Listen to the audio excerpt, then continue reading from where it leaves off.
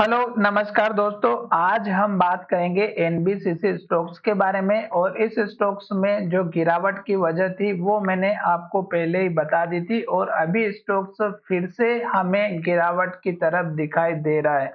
उसके पीछे के रीजन की हम यहाँ पर बात करेंगे। तो सबसे पहले आपको एक बात का ध्यान रखना है कि जब भी स्टॉक्स पुराने लेवल के पास में आता है, जैसे कि यहाँ पर जो हाई बना है वही स्टोक्स ने यहाँ पर हाई बनाया था 173 का और स्टोक्स ने पहले भी हाई 176 के आसपास का बनाया था और यहाँ पर स्टोक्स ने इन्वर्टेड हैमर कैंडल बनाई थी जो कि यहाँ पर भी बनी हुई थी और स्टोक्स में गिरावट आई थी, यहाँ पर भी बनी हुई थी और स्टोक्स में गिरावट आई थी। यहाँ पर भी अगर आप देखेंगे तो इन्वर्टेड हैमर या डोजी बनी हुई थी और गिरावट आई थी।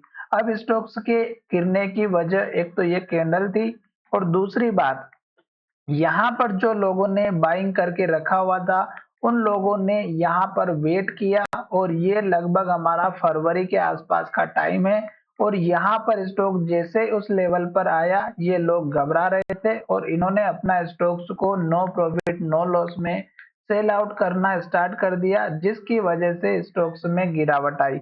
अब अगर आप यहाँ पर देखेंगे तो इस कैंडल में जो वॉल्यूम हमें दिखाई दे रहा है वो आप देखिएगा यहाँ पर वॉल्यूम इस रेड बार से दिखाई दे रहा है और इस कैंडल के वॉल्यूम को अगर आप देखेंगे तो यहाँ पर भी हमें वॉल्यूम दिखाई दे रहा है और इस वॉल्यूम बार से ये कम है।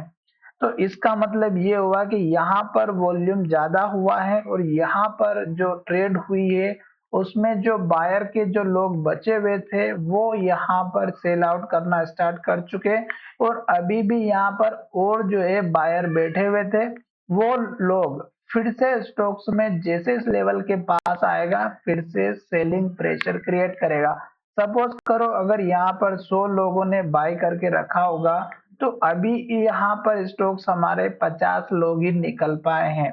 अभी बाकी के 50 लोग फिर से यहाँ पर इस लेवल के आसपास आकर के सेल आउट करना स्टार्ट करेंगे और फिर से स्टॉक्स में गिरावट दिखाई देगी। जब ये यहाँ पर जो बाय करके लोग बैठे हुए हैं वो लोग खत्म हो जाएंगे तो फिर स्टॉक्स में एक नई बाइंग आएगी और फिर स्टॉक में ये लेवल ब्रेकआउट हो जाएगा। ठीक है, तो ये इस स्टॉक्स में मेरे हिसाब से ये प्राइस प्रेडिक्शन है और ऐसा होता है। सभी लोगों का प्राइस प्रेडिक्शन अलग अलग होता है, सभी लोगों का कंसेप्ट अलग होता है। मेरा कंसेप्ट यहाँ पर यही था जो मैंने आपके साथ शेयर किया है।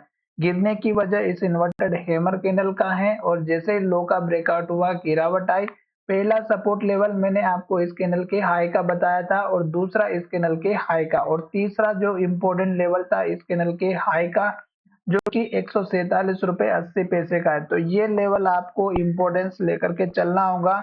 अगर स्टॉक एक के बाद एक रेड कैंडल बनाता है लो बनाता है तो फिर आपको वेट करने के अलावा कुछ नहीं करना है, केवल ध्यान रखना है कि कब तक स्टॉक रेड कैंडल बना रही है। तो ये जो लेवल है ये 152 रुपए के आसपास का है, 152 रुपए 50 पैसे का और स्टॉक इस लेवल को तोड़ेगा तो फिर ये लेवल मिलेगा और फिर हमारा स्टॉक का ये लेवल देखने को मिलेगा 141 रुपए 55 पैसे के आसपास का। तो ये तो हमारा लास्ट का लो बनना चाहिए क्योंकि स्टॉक ने यहाँ पर लो बनाया था। अब स्टॉक्स को अप ट्रेंड को फॉलो करना है तो इन तीनों में से एक लो बनना बहुत ही जरूरी है तभी स्टॉक्स ऊपर जाएगा। फिलहाल स्टॉक 3 दिन से एक लेवल पर ट्रेड कर रहा है, स्टॉक ऊपर जाने की कोशिश करता है पर फिर से क्लोजिंग लो की तरफ दे देता है।